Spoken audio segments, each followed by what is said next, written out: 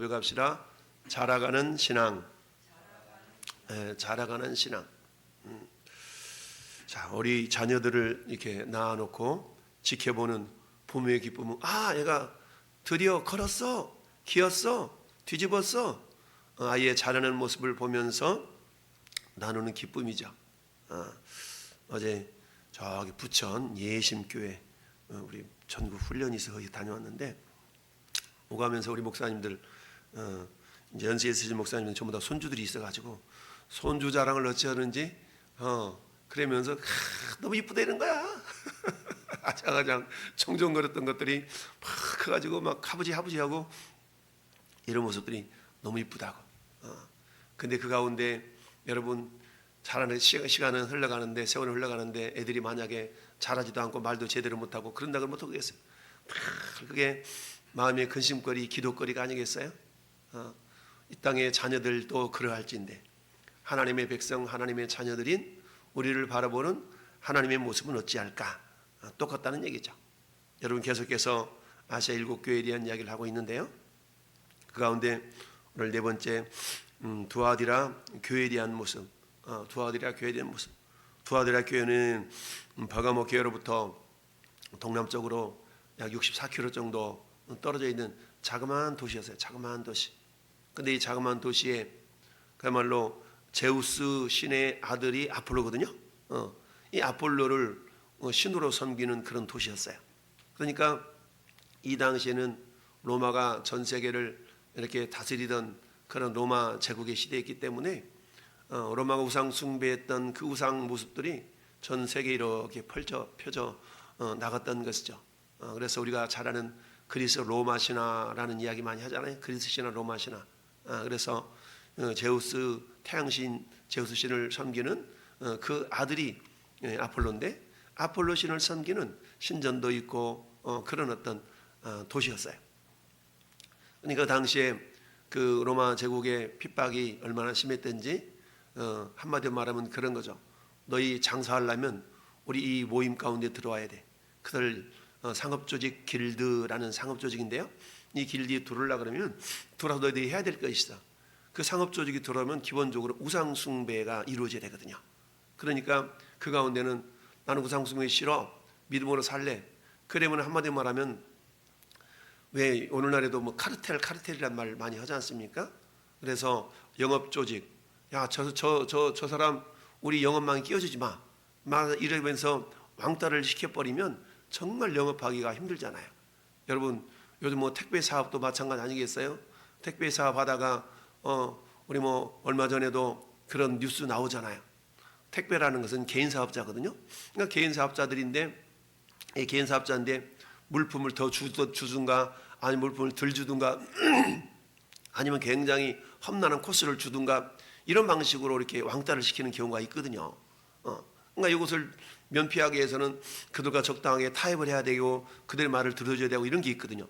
근데 나는 정의로워, 그래서 어때? 나는 타협하지 않고 힘들어도 할래. 그러다가 죽어나가는 겁니다. 이런 일들이 이 시대만 있었던 것이 아니라 오늘 시대에 있는 일들이 있죠. 그러다 보니까 정말 신실하게 정직하게 행하려고 하는 사람들의 삶이 굉장히 힘들고 어렵다 보니까 그때 어떤 일이 발생해요? 적당하게 타협하려는 타협의 모습들이 나오게 되는 겁니다. 근데 그럼에도 불구하고 그야말로 나는 손가락이라도 빨리라, 나는 마음을 가지고 신실하게 했던 그 사람들의 모습이 두아디라 교회에도 있었던 겁니다. 그런 상황 속에서도 우리 주님은 그런 모습을 칭찬해 주고 계신데요. 자, 주님의 모습이 어떻게 나타나고 있어요? 18절처럼 그 눈이 불꽃 같고 그 발이 빛난 주석과 같은 하나님의 아들이 이르시되, 예수님의 모습을 불꽃 같다.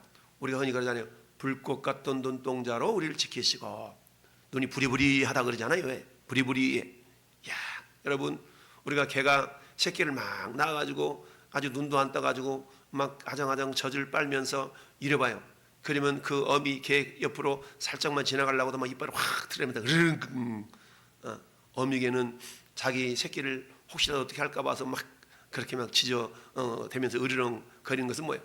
자기 새끼를 보호하고자 하는 그 어떤 본능이잖아요. 으르렁 거린다는 얘기입니다. 이처럼 어미 개가 자기 새끼를 보하기 위한 그런 눈을 부라리면서 막 으리렁거리며 이빨을 드러내는 이와 같은 어떤 날카로운 모습, 미물도 이럴진데 우리 하나님은 어떠냐는 얘기죠. 우리 하나님은 불꽃 같은 눈동자로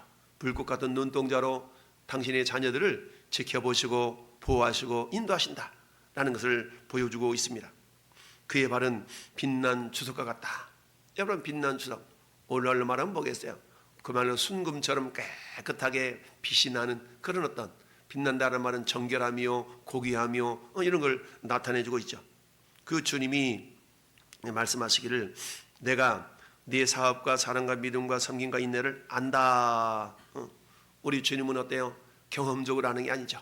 우리 주님은요, 전능하신 하나님이시기 때문에 척 보면 알고 그러지 않습니까? 그래서 여기서 안다라는 말은 보통 우리가 경험적인 삶을 나타내는 기노스코라는 단어를 사용하지 아니하시고 오이다라는 단어를 썼어요. 우리 주님이 직관적으로 아시는 겁니다.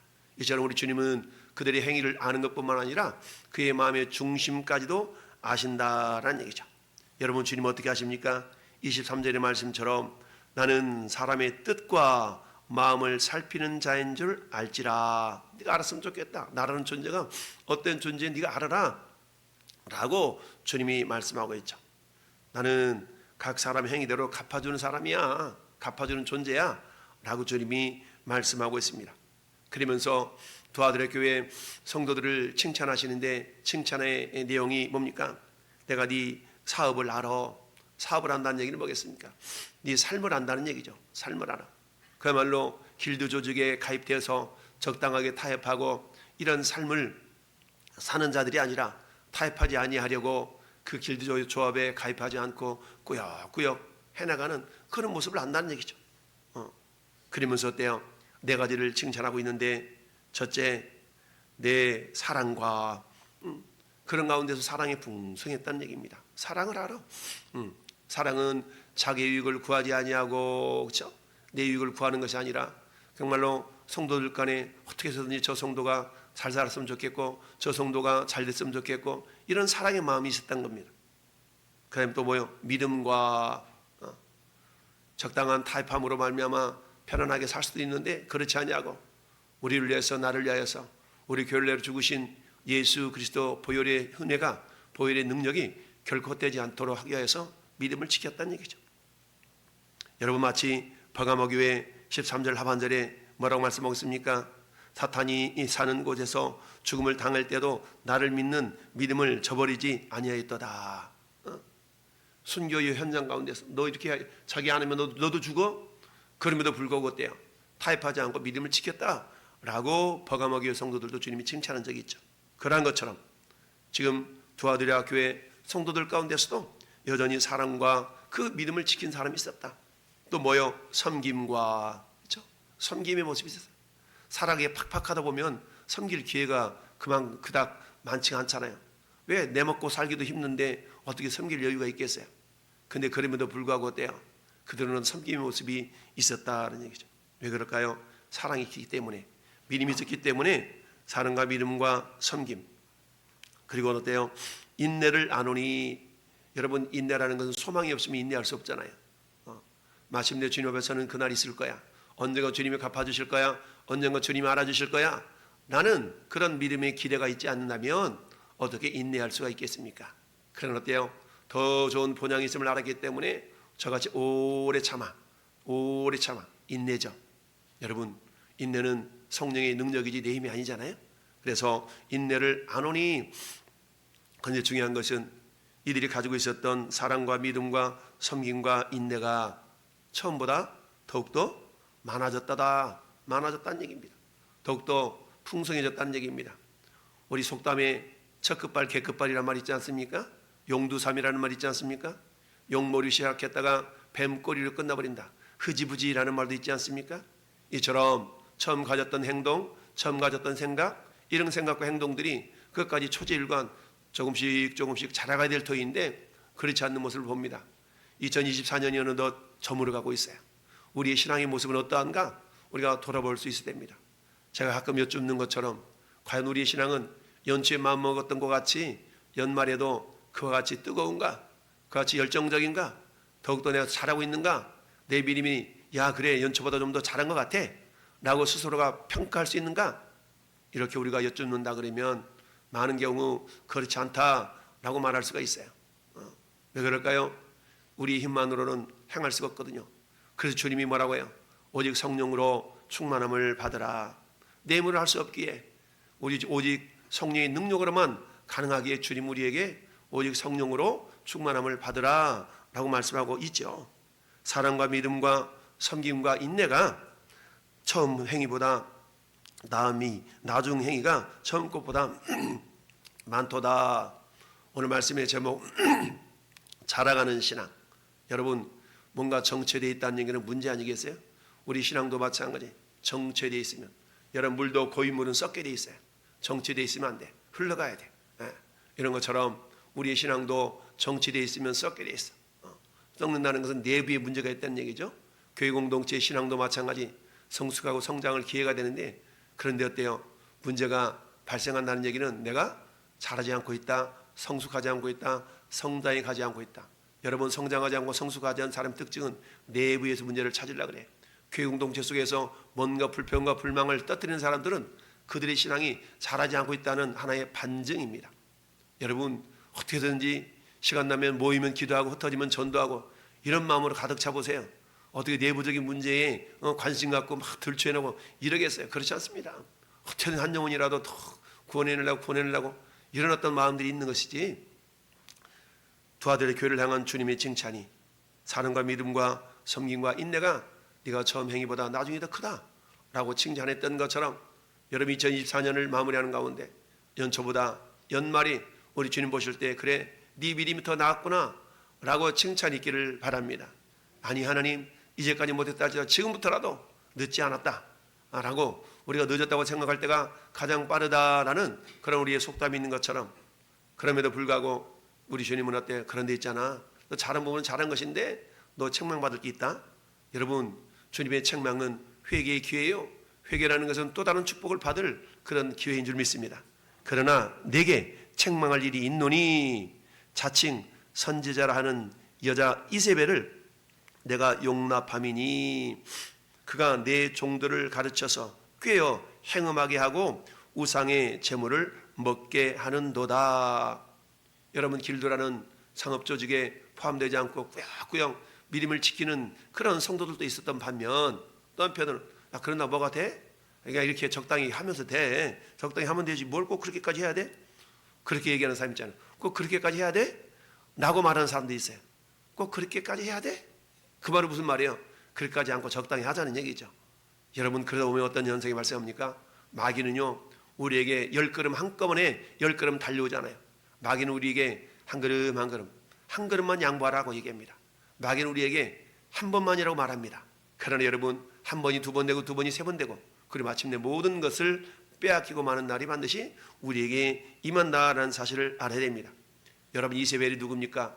아방 시대 때 두로와 시돈 땅에 있었던 바알신 아세라신을 섬기는 그런 이방 여인이었는데 그 여인이 여러분 아방의 부인으로 들어오게 되잖아요. 이방 여인 항상 말씀드리지만 저 동남아에 있는 여인들을 국제 결혼을 통해서 우리나라에 많은 여인들이 들어왔어요. 근데 여러분 그 여인들이 들어올 때는 반드시 뭐가 같이 들어온다고 그랬어요? 종교가 같이 들어요. 종교. 동남아 종교는 불교 아니면 이슬람이야. 그러니까 불교 아니면 이슬람이기 때문에 우리 대한민국에 여러분 무슬림 인구가 차츰차츰 늘어납니다.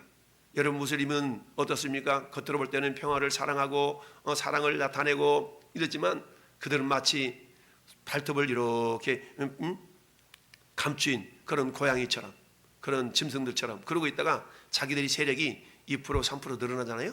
그때부터는요 우리 길드라는 영업조직이 있는 것처럼 상업조직이 있는 것처럼 그들이 나름대로 무리를 형성해서 자기들만의 법을 가지고 막 움직이려고 하는 그런 문제들이 발생해요. 그게 지금 유럽의 문제 아니겠어요?